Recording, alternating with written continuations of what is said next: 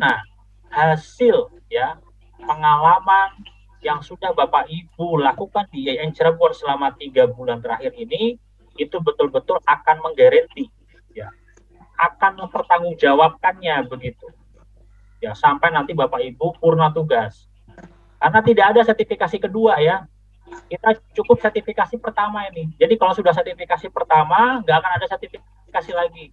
Makanya kalau besok sudah ada jadwalnya satu ya hari itu apa ya, itu bagian dari niat kita, nawaitu kita untuk kita bisa menjariahkan waktu kita demi masa depan bangsa. Ini yang saya kira jangan sampai ditunda untuk hal-hal yang sunnah misalnya begitu. Anggap saja jadwal UPBC itu merupakan sebagian dari sebuah kewajiban kita. Ya ini yang saya kira perlu untuk terus dimiliki untuk para guru-guru kita supaya time manajemennya juga bisa terarah. Nah di sisi lain saya juga perlu menyampaikan begini, masih ada titik-titik kelemahan guru-guru kita gitu.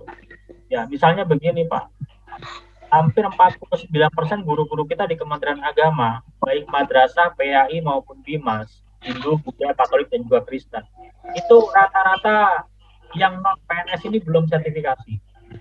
Ya, ini juga jadi tantangan.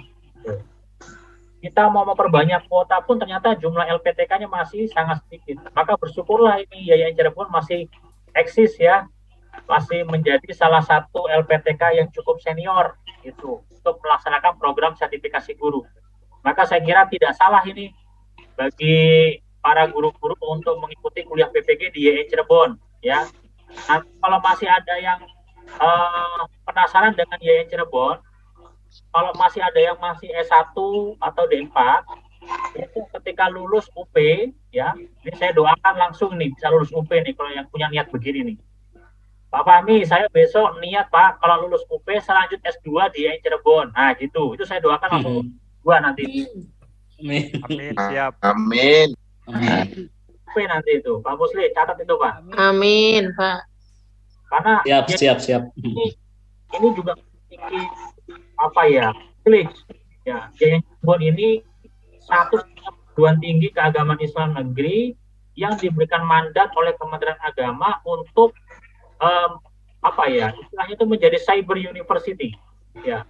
Jadi guru-guru kita yang sebanyak hampir 52.000 yang non S1 itu kuliahnya di Cirebon gitu loh, bukan di LPTK yang lain ya, begitu Pak Muslih ya. Siap Pak. Tenaga dosen yang ada di sana sudah sangat kompeten, dan saya kira tidak ada salahnya bagi guru-guru yang mungkin dari dari luar Pulau Jawa ini. Ya, besok kalau sudah lulus UP lanjut S2 bahkan S3-nya di Cirebon gitu loh. Itu harus diarahkan begitu Pak. Ya, kalau yang sudah pasang niat begitu nanti bisa langsung UP. Tapi kalau yang nggak punya niat ya mungkin nanti tetap saya doakan bisa lulus. Yang lain itu. Ya. Artinya saya mendorong para guru jangan merasa cukup puas hanya S1, meskipun sekarang standar kualifikasi guru itu masih S1 dan D4. Ya. Ya ini yang saya kira harus terus terpacu. Nah, LPTK juga masih sangat terbatas ya. Saya kira ini akan menjadi tantangan pemerintah, dan alhamdulillah tahun ini sudah nambah 4 lagi Pak Muslih ya. Ini evaluasi juga bagi teman-teman di IAIN Cirebon, jangan sampai nanti hadir LPTK baru padahal Cirebon sudah sangat senior, nanti dalam sisi capaian kelulusan Cirebon ini masih kalah. Itu harus menjadi pertaruhan itu Pak. Siap Pak. Saya membaca terus ini ya semua perkembangan LPTK terutama Cirebon. Ini Cirebon ini alhamdulillah masih istiqomah menjadi pemain tengah ini. Iya Pak, semoga bergeser Pak. Nah, terus masuk ke Pak, ke top 10 ini ya. Ya ini jangan istiqomah dalam posisi menengah terus. Istiqomahnya harus konsisten naik Pak ya. Mudah-mudahan. Tapi bagus menurun ya. Cirebon ini saya lihat masih bertahan di posisi menengah. Kemudian untuk yang PKB ini juga saya kira tadi sudah saya singgung, dan nanti sebaran-sebaran guru yang akan mengikuti P3K kita juga akan distribusi sesuai dengan kebutuhannya masing-masing. Jadi nanti kalau jadi P3K ataupun CPNS, guru-guru itu harus siap ya, tempatnya di Papua Barat itu boleh gitu ya. Nah, ini juga bocoran ini Pak Musli. Bukan artinya Pak nanti ada teman saya kok guru eh, di Papua Barat bisa lulus UP gitu ya. Nah, padahal di Papua Baratnya atau di Papua sana itu sudah 20 tahun Pak. Mereka itu kemarin seleksi akademik aja kita berikan afirmasi itu Pak. Ya, ini kalau mau lewat jalan pintas, mau bisa lulus seleksi akademik PPG, mau lulus UP PPG Pak, ya caranya ke Papua dulu, nanti bisa cepat itu lulusnya itu. Mau gitu. Nanti itu bagian dari kebijakan pemerintah. Dan tentunya tantangan-tantangan kita ke depan juga sangat banyak. Dan intinya adalah kita ingin sama-sama ya Pak Musli ya. Siap Pak. Kita akan program mandatori dalam pendidikan profesi ini kepada seluruh LPTK. Saya kira LPTK semua standar pelayanannya juga harus sama, gitu ya, tidak boleh berbeda-beda. Artinya yang di IAIN Cirebon, yang di UIN Jakarta, yang di UIN Surabaya, itu semuanya harus sama, ya. Teman-teman yang kuliah di IAIN Ponorogo, yang di IAIN Cirebon, itu harus sama standarnya. Jangan sampai ada satu atau dua hal yang dirasa kurang oleh mahasiswa dan itu nanti akan berpengaruh kepada kelulusannya. Ini tentu harus menjadi bahan evaluasi di internal LPTK masing-masing. Saya kira itu, dan terakhir saya ingin menyampaikan dalam kesempatan kali ini kepada teman-teman semuanya, sekali lagi jangan pernah berpikiran niat untuk lulus UP itu semata-mata hanya untuk mengubar kesejahteraan begitu. Karena tadi selalu yang dijadikan kekuatan ini adalah kesejahteraan begitu ya. Sertifikasi sekali lagi bukan satu-satunya jaminan menuju surga Bapak Ibu ya. Bukan satu-satunya jalan untuk bisa memperoleh kesejahteraan di dunia ya. Tapi mari sama-sama kita jadikan sertifikat pendidik yang akan kita raih nanti, pengalaman-pengalaman belajar yang sudah kita raih selama mengikuti program perjuangan buruh Pak. PTG ini perjuangan buruh Pak. Selama beberapa bulan ini itu menjadi wasilah kita untuk bisa terus menebarkan kebaikan kepada seluruh peserta didik kita. Insya Allah kita semuanya akan menjadi kader-kader pendidik yang moderat, yang profesional, dan insya Allah akan mendapatkan ridho dari Allah Subhanahu wa Ta'ala. Mudah-mudahan Allah Subhanahu wa Ta'ala meridhoi kita semuanya. Terima kasih para dosen yang terus mendampingi para mahasiswa kita. Mohon maaf kalau ada kesan-kesan beberapa mahasiswa itu agak sulit ya untuk yang angkatan ini. Angkatan apa istilahnya tuh? Angkatan 3 ya Pak Musli ya? Ya, batch 3 Pak. Ya, batch ketiga. Karena ada kesan itu kemarin begini Pak. Angkatan ketiga itu Pak Fahmi, ketika kami kemarin yang mapel umum sudah selesai Pak UP-nya di akhir Desember kemarin, bareng dengan Kemdikbud Pak. Yang angkatan 3, karena mereka kuliahnya hanya 56 hari kan ya. Dan ternyata untuk angkatan 3 guru madrasah mapel umum itu yang biasa-biasanya angkatan 1, angkatan 2, dan tahun-tahun sebelumnya lulusannya di atas 95% Pak. Kemarin itu di bawah 70% Pak. Nah ini saya khawatir gitu, takut ya kalau terjadi hal ini sama dengan untuk guru-guru mapel agama gitu.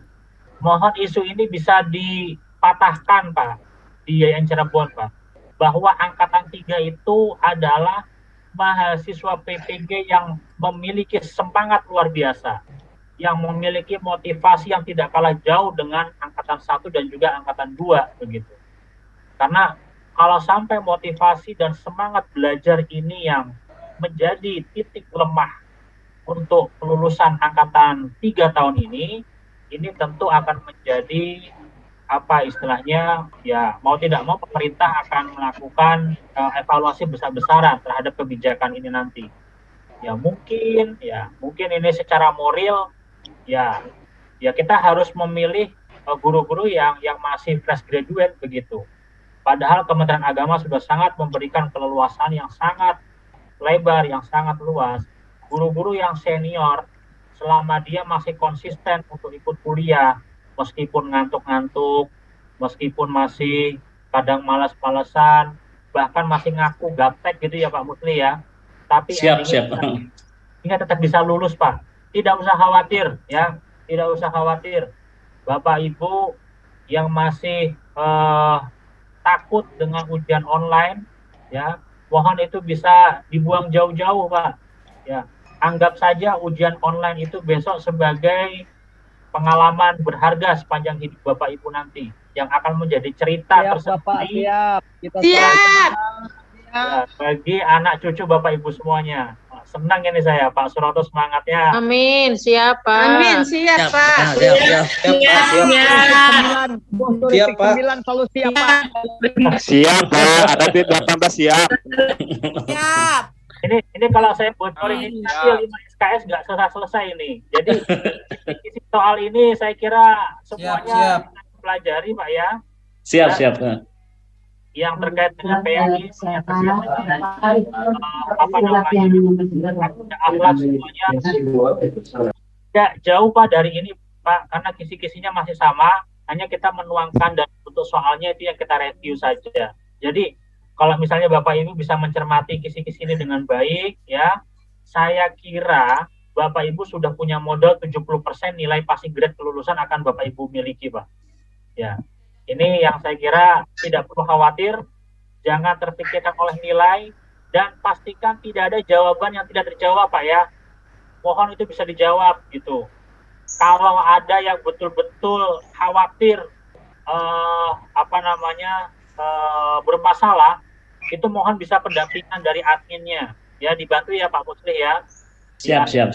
Adminnya, jangan sampai nanti ada kesulitan-kesulitan yang saya kira justru merugikan bagi para guru-guru kita. Karena kalau sampai gurunya lulus UP tapi tidak lulus UKIN, ya, lulus UKIN tapi tidak lulus UP, itu nanti yang repot bukan hanya gurunya Pak, termasuk LPTK-nya, bahkan termasuk Kementerian Agama Pusatnya nanti yang akan repot. Ya, mohon nanti semuanya bisa mempersembahkan yang terbaik.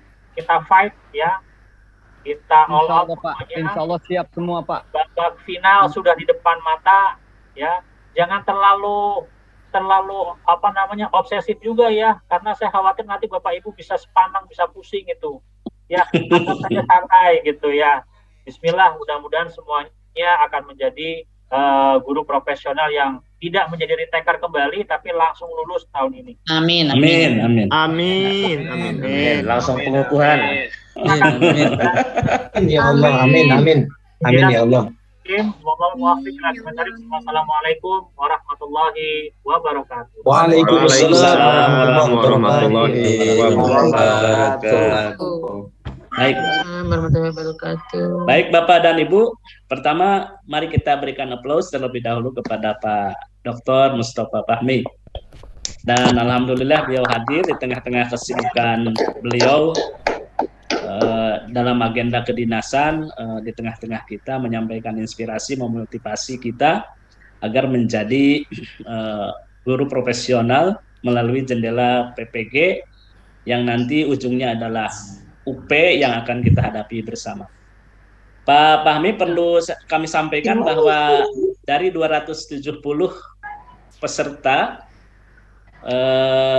di batch 3 ini, 5 diantaranya memang dengan berbagai macam upaya telah kami lakukan, tetapi di tengah-tengah perjalanan, bahkan di detik-detik terakhir program ya, tidak bisa melanjutkan dengan sesuatu yang memang mungkin tidak kita pahami lah. Jadi 265 orang yang kemudian eksis sampai di detik hari ini. Dan dari 265 orang ini memang mayoritas Pak Fahmi adalah jelita, jelang 50 tahun dan jelas-jelas 50 tahun gitu kan. Tetapi Pak Fahmi tidak boleh pesimis, karena meskipun mereka jelita, kami mendampingi mereka selama 3 tahun itu alhamdulillah penuh semangat. Dan kami terharu di sela-sela kesibukan mereka 3 bulan ya. Nah, ini diantaranya Pak Nawawi nih. Ya, 3 bulan penuh semangat dan kami terharu karena semangat mereka kemudian menginspirasi teman-teman dosen untuk terus mendampingi, terus memberikan motivasi dan terus berkontribusi meningkatkan literasi mereka. Bapak dan Ibu, kita pergunakan kehadiran Pak Fahmi ini untuk barangkali ada hal-hal yang penasaran yang perlu ditanyakan terkait dengan UKM PPG ini, atau juga terkait dengan kebijakan PPG secara keseluruhan. Mumpung masih hadir di tengah-tengah kita, maka kami berikan untuk 3 penanya dulu di sesi pertama. Nanti kita konfirmasi ulang ke Pak Fahmi kira-kira berapa penanya yang akan beliau berikan kesempatan. Silakan Bapak dan Ibu, silakan. Sebelum kita lanjutkan nanti setelah sesi Pak Fahmi di teknis pendampingan, Bapak. Silakan Bapak dan Ibu. Penasaran? Monggo. Kalau kisi-kisinya kan berarti masih yang 2021 ya Pak Fahmi ya? Iya Pak, pasti. Ya, dan kisi-kisinya sudah kami berikan ke hadapan Bapak dan Ibu sejak pendalaman materi bahkan ya. Kemudian kita optimalkan di lokakarya. Jadi mungkin kisi-kisinya sudah khatam lah, kira-kira seperti itu. Semoga itu membantu. Tapi kalau ada hal yang perlu ditanyakan, silakan Bapak dan Ibu terkait dengan UKM PPG ini. Baik. Atau terkait dengan hal lain. Silakan Pak Abdul Rahim, silakan. Baik, Assalamualaikum warahmatullahi wabarakatuh. Terima kasih Pak Dr. Muslihuddin yang telah memberikan kesempatan pada saya untuk bertanya kepada Pak Fahmi. Mumpung ada Pak Dirjen, Pak, selamat ini Pak, selamat sore Pak. Sangat menarik sekali tadi dari paparan Pak Dirjen berkaitan tentang pengelolaan dan penempatan pendidik. Ada beberapa hal yang mungkin sampai saat ini mengganjal di pemikiran saya Pak Dirjen, dan mungkin tentang kebijakan. Yang pertama tentang PPG ya, tentang Pak Abdul Rahim. Ya. Iya, Neng. Layar iya tadi. UP ya, tentang UP Pak. Karena kalau di awal kami semua masuk dalam LPTK YIN Syekh Nurjadid Cirebon, tapi pada saatnya PPG kami sebagai guru di sekolah itu otomatis masuk ke dalam Kemendikbud. Nah, yang ingin saya tanyakan pertama tentang bagaimana apakah indikator-indikator tentang kelulusan itu dipegang oleh Kemendikbud apa Kementerian Agama Pak? Itu yang pertama. Kemudian yang kedua, dan ini mungkin sebagai penyemangat bagi kami, bahkan mungkin harapan, karena tadi di dalam pengelolaan dan penempatan dibukanya opsi tentang mengangkat guru tetap non-PNS menjadi P3K. Dan kadang-kadang kalau dilihat perjalanan P3K kemarin, kami khususnya di sekolah, itu kadang-kadang masih ada sedikit kegalauan Pak. Kegalauannya karena apa? Karena kami memang guru agama, tapi kadang-kadang mengikutinya adalah di Kemendikbud. Jadi Mas kalau secara ininya mungkin PHP gitu Pak. Jadi kebijakannya belum artinya belum betul-betul berpihak kepada kami. Mohon Pak Direktorat Jenderal untuk menyikapi ini, dan tentunya ya kemarin karena terus terang saja kami ngajar di tingkat SMA itu kemarin formasi untuk pengangkatan P3K itu sangat minim sekali. Bahkan kalau dilihat dari perjalanan banyak sekali yang di SD justru malah banyak formasi-formasi yang tidak terpenuhi Pak, tidak terpenuhi oleh guru-guru agama karena memang tidak ada guru agamanya. Bahkan sampai kalau dilihat dari masa pengabdian antara yang yang di SD dengan khususnya di SLTA itu sangat jauh sekali. Kemarin ada yang baru 2 tahun, 3 tahun kemudian bisa terangkat, tapi ternyata yang lama mengabdi justru malah dikritikan karena tidak ada formasi. Itu yang kedua, Pak, berkaitan dengan kebijakan mumpung ada Pak Dirjen, mudah-mudahan bisa memberikan pencerahan dan ini mudah-mudahan bisa menjadikan penyemangat kami. Dan mudah-mudahan ke depan artinya yang tadi dikatakan dalam kelemahan bahwa manajemen guru dan dosen PAI belum jelas, mudah-mudahan ada kejelasan apakah memang khusus di Kementerian Agama, khususnya di tingkat sekolah, Pak. Terima kasih. Assalamualaikum warahmatullahi wabarakatuh. Waalaikumsalam. Terima kasih Pak Abdul Rahim. Bapak dan Ibu, Pak Fahmi ini jabatannya adalah agak panjang memang, Subkoordinator Bina Guru MI dan MTS, Pengembang Teknologi Pembelajaran Ahli Muda. Makanya kami kemudian sering menyapanya dengan Pak Dr. Mustafa Fahmi saja. Ini nomenklatur baru yang agak panjang, jadi kami sering menyapa beliau itu dengan Pak Dr. Mustafa Fahmi saja, gitu kan.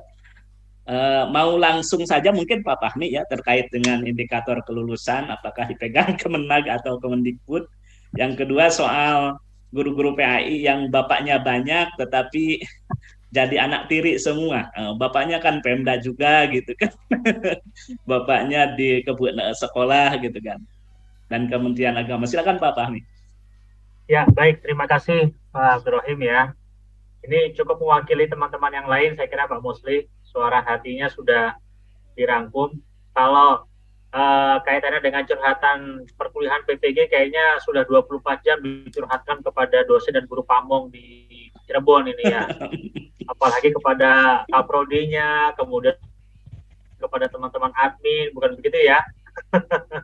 Tapi kalau yang kebijakan ini ya mungkin ya sebaiknya nanti disampaikan kepada pihak pimpinan. Tapi coba akan merespon sedikit Pak Rohim ya. Selaku Sekretaris Panitia Nasional PPG di Kementerian Agama, saya tentu di sini memiliki bagian untuk mengambil kebijakan itu. Dan kami juga ini sudah hampir 5 tahun lebih. Ini juga alhamdulillah ditunjuk sebagai anggota Panitia Nasional KMPPG di Kemdikbudristek. Jadi dengan teman-teman di Kemdikbudristek, saya mewakili Kementerian Agama juga alhamdulillah dengan proses dan terkait itu saya menjadi bagian dari Kepanitiaan Nasional. Jadi berbicara mengambil kebijakan ya Pak Abdul Rahim ya, saya ini mungkin dicatat juga dengan teman-teman yang lainnya begini. Kementerian Agama dan Kemdikbudristek itu sama-sama melaksanakan program pendidikan profesi guru bagi guru binaannya masing-masing, gitu ya Pak Rohim ya. Hanya memang dalam spesifikasi untuk unit kerja yang melaksanakan PPG di Kemdikbudristek itu baru dibentuk Direktorat PPG itu kira-kira 3 bulan yang lalu Pak. Nah, sedangkan di Kementerian Agama itu tidak punya ada Direktorat PPG, itu nggak ada. Nah, sehingga sampai kepada unit terkecil diputuskan oleh pimpinan, dalam hal ini oleh kedua menteri, ya, oleh Kusmen dari Menteri Agama, kemudian dari Mas Menteri dari Kemdikbudristek, itu disepakati untuk membentuk satu tim ad hoc nasional, tim panitia nasional. Nah, ini dalam Kementerian Agama, saya dalam posisi sebagai sekretaris, sudah dalam beberapa tahun terakhir ini, ya tentu berkolaborasi dengan beberapa direktorat terkait Pak, tidak hanya GTK, tapi juga PAI yang ngurusi guru-guru PAI, guru-guru agama di sekolah, gitu ya. Kemudian dengan direktorat perguruan tinggi, bahkan tadi sudah saya singgung di awal, itu juga kami melakukan koordinasi, komunikasi, dan juga konsolidasi dengan teman-teman dari Ditjen Bimas, gitu ya, termasuk Bimas Hindu, Bimas Buddha, Katolik, dan juga Kristen. Ini yang saya kira kita sama-sama memiliki tenaga pendidik yang saya kira akan terus sama-sama memiliki penyamaan persepsi yang kuat satu visi misi yang kuat untuk memberikan layanan pendidikan terbaik kepada generasi bangsa kita. Itu yang pertama. Jadi untuk penetapan kelulusan, saya kira panitia nasional itu memiliki peran, tapi sekali lagi ketok palunya ada di masing-masing pimpinan kementerian, Pak. Dalam hal ini menteri mendelegasikan kepada dirjen. Jadi yang memiliki keputusan itu sebenarnya ada di Direktur Jenderal. Ya. Tapi juga jangan begini nanti, mentang-mentang Pak Rohim dekat dengan Dirjen GTK, ikut gitu ya.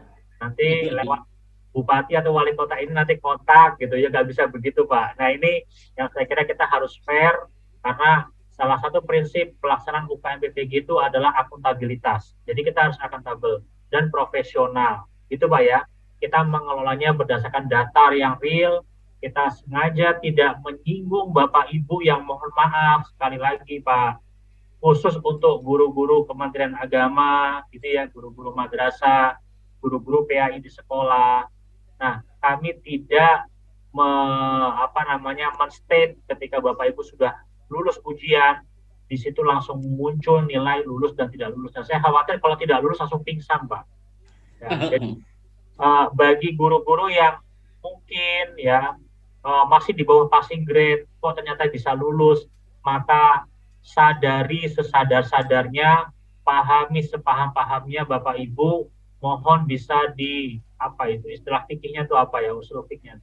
Mafhumul muwafaqah itu begini Pak, pemerintah itu sudah menitipkan amanah kepada Bapak Ibu, gunakan amanah itu. Jangan sampai mentang-mentang gini, misalnya ada guru yang sudah tadi kata Pak Musli itu Pak, mungkin bukan jelita lagi ya Pak ya,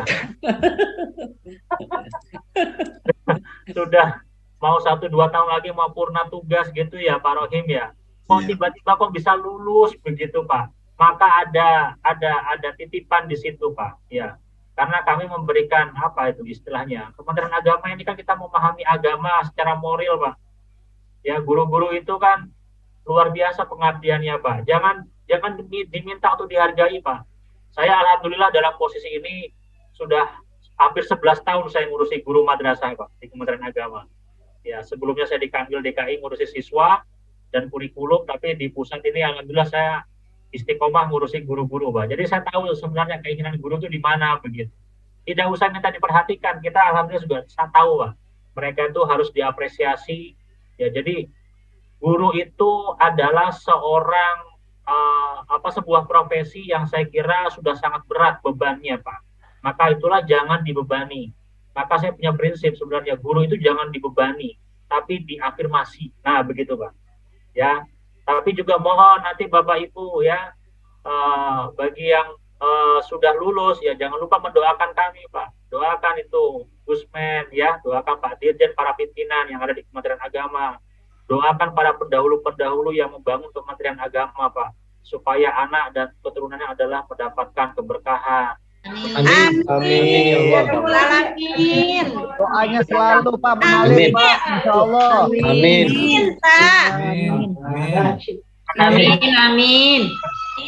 Yang harus menjadi sebuah poin distingsi yang berbeda Pak. Ya, jadi ada semacam pertanggungjawaban moral yang harus kita lakukan dalam mengambil sebuah keputusan bahwa ini lulus, bahwa ini tidak lulus, begitu Pak ya. Kemudian yang tidak lulus Pak, ini juga mohon jangan berkecil hati. Ketika mungkin nanti Pak, katakanlah ini siapa nih, masih muda-muda di sini siapa nih, Pak Musli, saya nggak bisa ngeliat foto yang aslinya ini. Yang masih muda-muda, ayo ngaku siapa? Muda ini? Pak, masih muda Pak, masih muda. Saya masih Pak Suroto Pak. Ya. Mungkin Pak Suroto. Saya udah 50 tahun Pak. Udah 43 Pak. Saya udah 50. Saya masih muda, 52. Udah jelita. 11 tahun Pak. Baik Bapak dan Ibu, baik. Monggo dilanjut Pak Fahmi, monggo. Masih 17 tahun semua itu. Intinya mah udah jelita-jelita. Baik. Yang di bawah 30 tahun, kemudian kok tidak lulus begitu ya. Nah, ingat, ketidaklulusan Anda itu bukan karena semata-mata Anda capaian rendah, tapi pemerintah sudah memberikan kesempatan ya yang dalam solusi yang edukatif begitu. Anda harus belajar lagi, nanti Anda melakukan remedial. Nanti akan ada saatnya Anda juga bisa lulus. Nah, ini yang saya kira kesempatan itu selalu terbuka dan tentu ini harus dimanfaatkan sebaik-baiknya oleh para guru-guru kita. Intinya Bapak Ibu nggak usah mikirin siapa yang mengambil kebijakan lulus dan tidak lulus, Pak. Ya, pokoknya Bapak Ibu lakukan yang terbaik, ya, do your best, gitu aja, Pak. Kemudian yang kedua tadi ya saya berbicara anak tiri ini kasihan juga ini. Gini ya Pak Rohim ya teman-teman, khususnya untuk guru-guru PAI ya di sekolah ini ya. Kementerian Agama itu hadir, Pak. Ya, Kementerian Agama itu hadir dengan logonya ikhlas beramal. Bapak Ibu sudah paham itu ya, Pak ya? Ya. Guru PAI di sekolah itu ada yang diangkat oleh Kementerian Agama SK-nya, ada yang diangkat oleh Bupati Wali Kota, dalam hal ini pemerintah daerah, kan begitu ya? Nah, ini yang saya kira ada dua itu. Tapi gini Pak, dalam dua prinsip yang berbeda ini, Kementerian Agama itu tetap ingin hadir, memberikan niat yang ikhlas, dan tentunya dengan amal yang terbaik.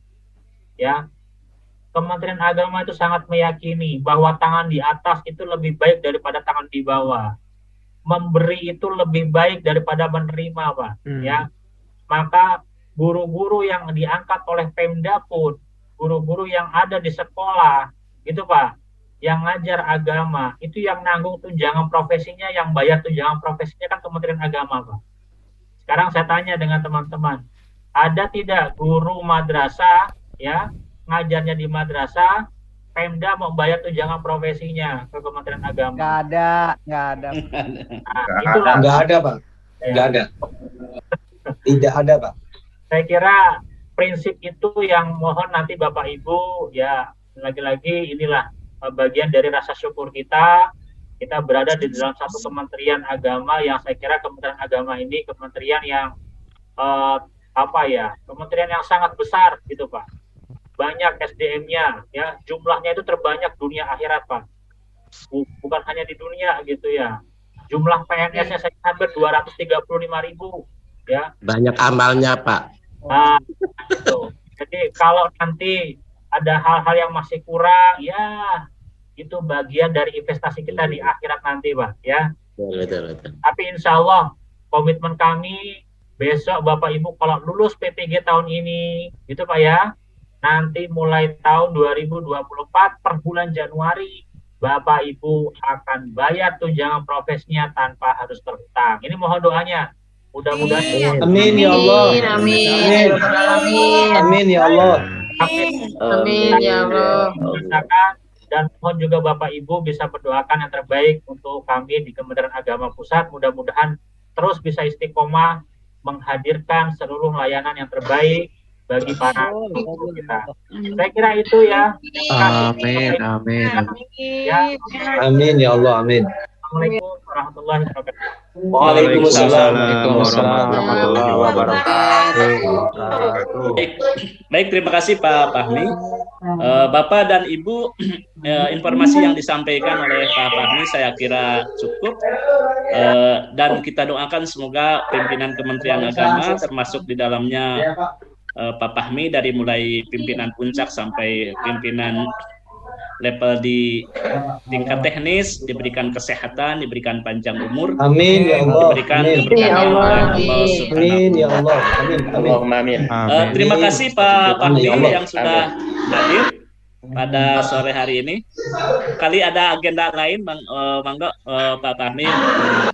Izin mau berangkat ke Jawa Timur, Pak. Ya. Siap. Terima kasih Pak Fahmi. Terima kasih. Hati-hati di jalan, Pak. Di jalan. Selamat, Pak. Jalan Bapak. Waalaikumsalam. Jalan. Allah nanti akan berangkat jadi P3K atau CPNS nanti insya Allah. Amin. Semuanya. Jalan Pak, sukses selalu. Semuanya Pak, lulus semuanya. Amin. Baik Bapak dan Ibu, terima kasih. Sedikit lagi Bapak dan Ibu, dan kita doakan semoga Pak Fahmi di perjalanan dalam melaksanakan tugas dinas diberikan kemudahan. Amin ya Allah. Lancaran oleh Allah. Amin.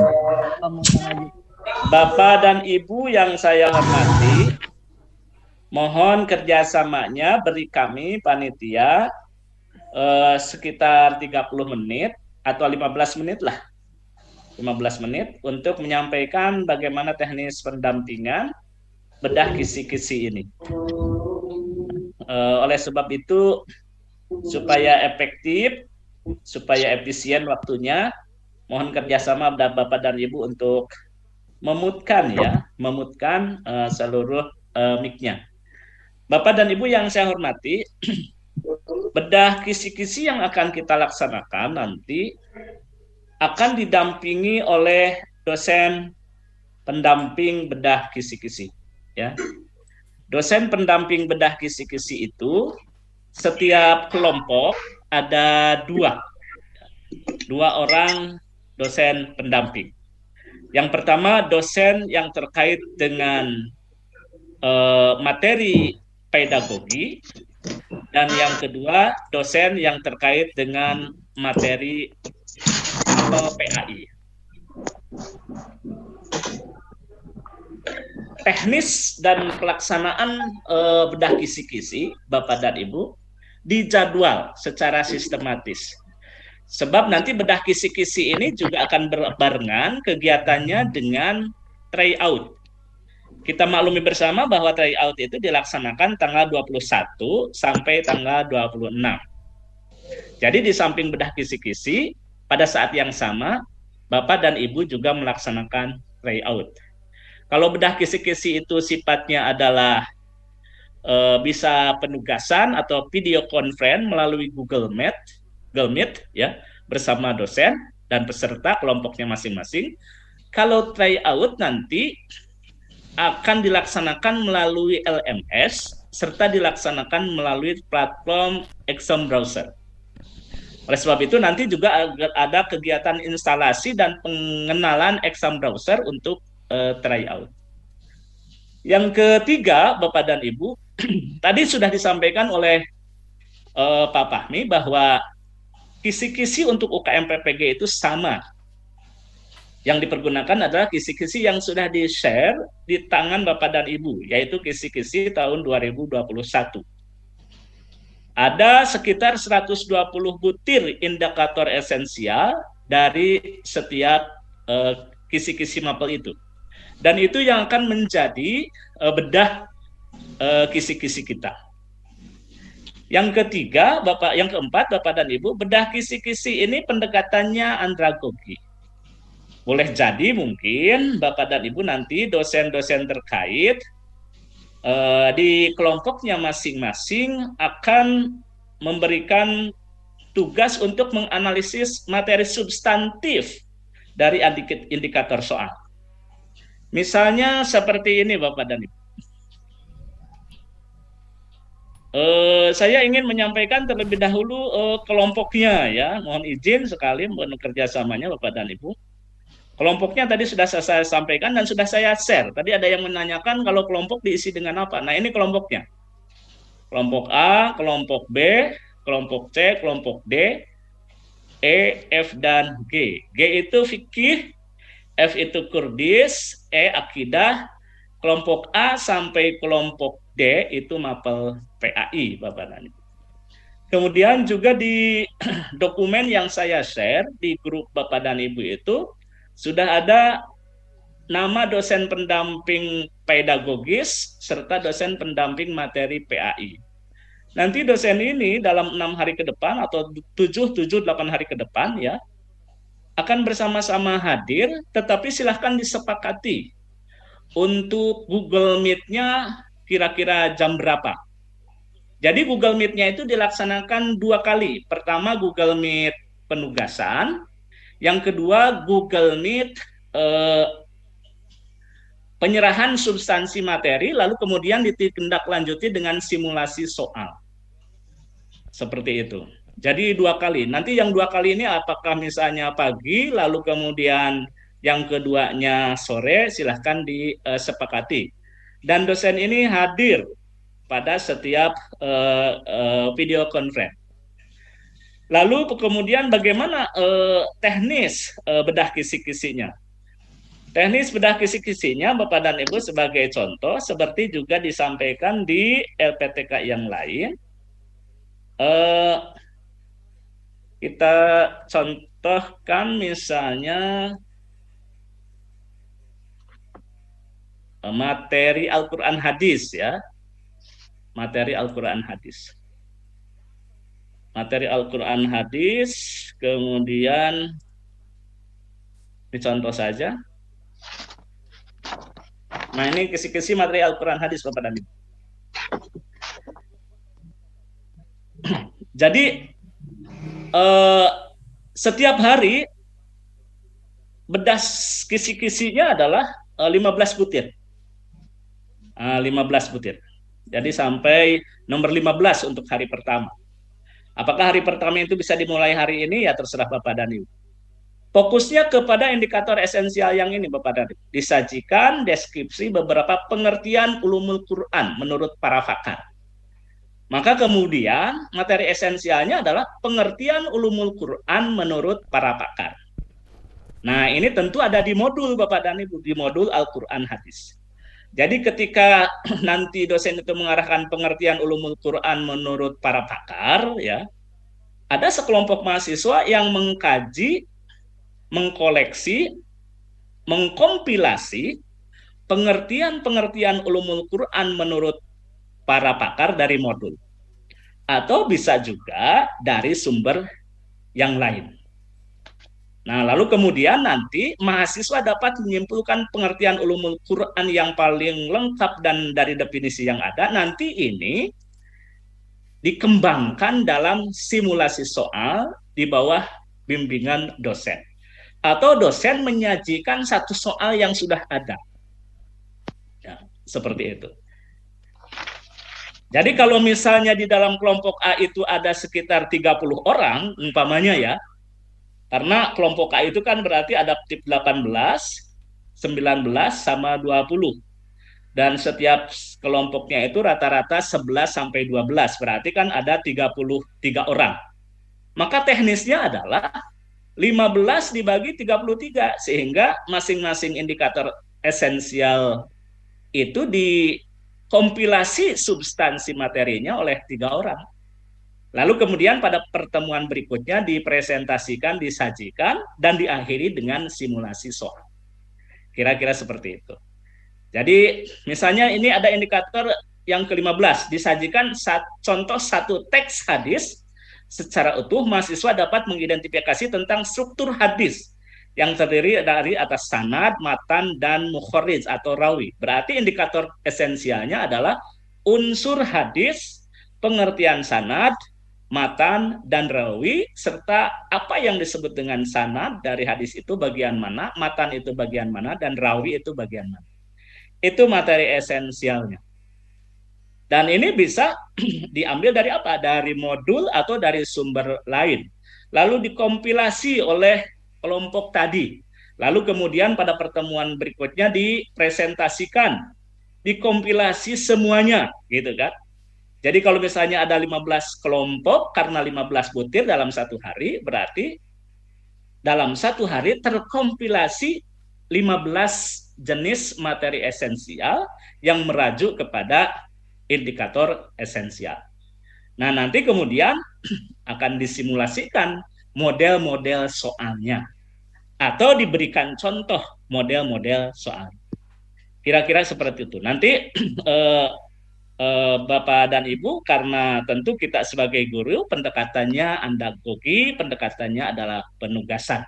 Jadi kalau sebelumnya Bapak dan Ibu bekerja untuk meresum gitu kan, bekerja untuk berdiskusi, lalu bekerja untuk menyelesaikan tes formatif, tes akhir modul, maka di bedah kisi-kisi ini pekerjaan Bapak dan Ibu adalah mengidentifikasi dan mengkompilasi materi esensial dari setiap indikator soal yang ada di dalam kisi-kisi. Jadi kalau nanti misalnya ada 120 indikator esensial, berarti memiliki 120 substansi materi. Dan itu bisa dikompilasikan, bisa dibukukan. Contohnya Bapak dan Ibu seperti ini, contoh yang pernah kami lakukan itu pernah juga di-share ya, di-share. Contohnya seperti ini Bapak dan. Nah, ini contohnya, tetapi ini mengacu kepada kisi-kisi tahun 2019 ya. Kisi-kisi tahun 2019. Nah, ini tapi ini bukan oleh peserta di materi esensialnya dikumpulkan oleh tim dosen. Jadi kumpulan materi pokok ujian kompetensi massa bidang fikih. Nah, misalnya di sini disajikan sebuah ilustrasi atau dalil baik ayat Al-Qur'an maupun hadis. Mahasiswa dapat menelaah konsep toharoh bersuci dalam kajian fikih. Maka kemudian materi esensialnya adalah toharoh itu apa, bersuci itu apa, dalilnya apa, gitu kan. Menurut pendapat fikihnya bagaimana. Nah, itu seperti itu. Lalu indikator kedua disajikan sebuah ilustrasi kasus yang terkait dengan bidang fikih. Mahasiswa dapat menunjukkan tata cara bersuci. Berarti materi esensialnya adalah tata cara bersuci dengan berbagai macam jenis najis. Nah, di sini materi esensialnya ya ada beberapa cara yang dilakukan untuk menghilangkan najis ya. Yang tentu saja bisa disajikan melalui pendapat fikihnya atau misalnya dalilnya dan seterusnya. Nah, sehingga kemudian kita dapat mengumpulkan materi esensial dari sebanyak 120 indikator Bapak dan Ibu. Nah, 120 indikator. Nah, kan gitu.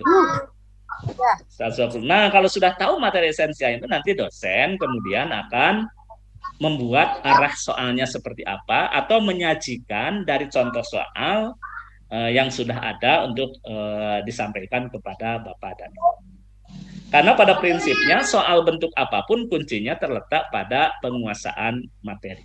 Maka disitulah kebermaknaan kegiatan bedah kisi-kisi itu hadir sebagai persiapan untuk melaksanakan UKM PPG. Jangan liar Bapak dan Ibu, dinikmati saja ya. Dinikmati saja. Lo kok harus belajar lagi? Ya memang untuk UKM PPG kan solusinya bisa bedah kisi-kisi, bisa Bapak dan Ibu kembali membaca modul yang sebanyak berapa modul itu? 10 modul gitu kan? Atau mengkaji soal. Ya, berapa? 10 modul ya, 10 modul. Ya, 10 modul. Tetapi dengan bedah kisi-kisi, justru materi yang harus kita pelajari dari modul itu terarah. Karena berangkat dari materi yang ada di indikator soal di kisi-kisi itu. Nah, kan gitu. Kira-kira seperti itu. Nah, ini sebagai upaya ya. Sebagai upaya. Nanti dosen akan mendampingi, dosen akan membimbing, dosen juga nanti ada bank soalnya, ada dibekali bank soal. Ya tentu saja soal-soal itu bukan soal UKM PPG yang akan disajikan, gitu kan? Tetapi Bapak dan Ibu bisa memahami karakteristik soal, ya, memahami karakteristik soal yang ada. Di samping tentu saja nanti karakteristik soal itu dapat Bapak Ibu pahami, dapat Bapak Ibu kenali dari soal yang ada di LMS dalam kegiatan tryout serta soal yang ada di exam browser. Nah, itu ikhtiar kita ya. Ikhtiar kita. Tetap semangat Bapak dan Ibu, karena yang paling mudah itu Bapak dan Ibu diberi soal UKM PPG, dikerjakan hari ini, diserahkan, lalu lulus. Nah, tapi kan siapa yang bisa seperti itu? Ya, betul nggak? Ya. Ya. Cuman Pak, itu ada retaker, pestaker, tapi ini riot naker Pak. Aduh. Ya, Riat naker rumah ya. Jadi banyak rupanya Pak. Ya. Tapi kata Pak Fahmi tadi tetap semangat ya, tetap semangat. Ya, Pak, semangat. Terima kasih. Ya, semoga Pak Fahmi bilang tadi ada yang afirmasi kan ya. Nah, semoga Bapak Dani masuk yang afirmasi kan begitu. Amin. Ya, afirmasinya karena faktor apa ya? Tentu nanti Pak Fahmi yang lebih tahu. Tetapi memang ada ya, ini adalah ikhtiar kita. Ya tentu yang cara yang paling mudah adalah kita menyediakan kita minta soal misalnya lalu dilatihkan di sini gitu kan. lalu kemudian soalnya sama dengan yang di UKM PPG gitu kan. Amin. Nah, itu kan yang paling mudah, tapi kan kita tidak punya akses ke soal itu. Dan tidak ada LPTK yang punya akses ke situ. Maka ikhtiarnya adalah kembali mengenali, mengakrabi kisi-kisi tadi. Setuju ya Bapak dan Ibu ya? Ya, Pak. Ya, baik Bapak dan Ibu, silahkan merapat ke dosen masing-masing. Nanti bertemu seperti apa secara teknis kami serahkan kepada dosen masing-masing, tetapi substansinya kegiatan bedah soal itu atau bedah soal dan bedah kisi-kisi itu seperti itu ya. Baik, kalau tidak ada hal lain yang perlu disampaikan, terus besok juga Bapak dan Ibu harus hadir jam 9 sama bedah kisi-kisi. Kalau tadi terkait dengan kebijakan, besok bedah kisi-kisi yang akan disampaikan oleh Ketua Prodi UIN Jember. Ya, kita akan mengadopsi pengalaman Jember melakukan bedah kisi-kisi seperti apa. Semoga ada manfaatnya. Ini bagian dari ikhtiar yang kita lakukan, yang tentu saja juga saya yakin, kami yakin, panitia yakin, Bapak dan Ibu juga sudah mengagendakan melakukan ikhtiar masing-masing. Baik, semangat ya Bu Mualimah ya. Semangat. Iya, semoga ini terakhir Bu Mualimah ya. Amin. Ya. Listrik 9 tetap semangat. Semangat. Besok jam berapa, Pak? Jam 9 Bu Mualimah, jam 9. Malam apa pagi, Pak? Pagi, Bu. Pagi. Siap. Pagi. Nanti harus Siap, ke sekolah. Ya. Wifi. Ingin sekali Bapak dan Ibu itu kami undang bertemu di sini gitu kan. Siap, Pak Dokter. Mau, Pak. Saya Jati Bandung. Main, Pak. Nanti ke sana ngumpul. Ya, betul. Silaturahmi, Pak. Tidak saat ini, tetapi insya Allah dan saya yakin saya bisa mengundang Bapak dan Ibu semuanya. Pengukuhan, Pak. Kita amin. Melanjutkan S2 di situ, Pak. Pas pengukuhan, Pak. Lain ini. Pengukuhan langsung S2. Janji ya. Iya. Dikukuhkan langsung Saya S2 ya. melanjutkan, Pak. Siap. Baik. Insya Allah, Pak Dokter. Siap. Baik, Bapak dan Ibu yang saya hormati, Bapak dan Ibu yang budiman, pertama tentu saja saya mengaturkan terima kasih atas kesediaan Bapak dan Ibu hadir dalam kegiatan meeting ini. Dan yang sangat spesial sekali kami sampaikan terima kasih kepada dosen pendamping Pak Teddy, Pak Profesor Wawan dan teman-teman yang hadir mendampingi teman-teman PPG ini, dan minta bantuan Bapak dan Ibu, semoga mahasiswa dan peserta kita itu dimudahkan oleh Allah Subhanahu wa Ta'ala. Amin ya Allah. Amin.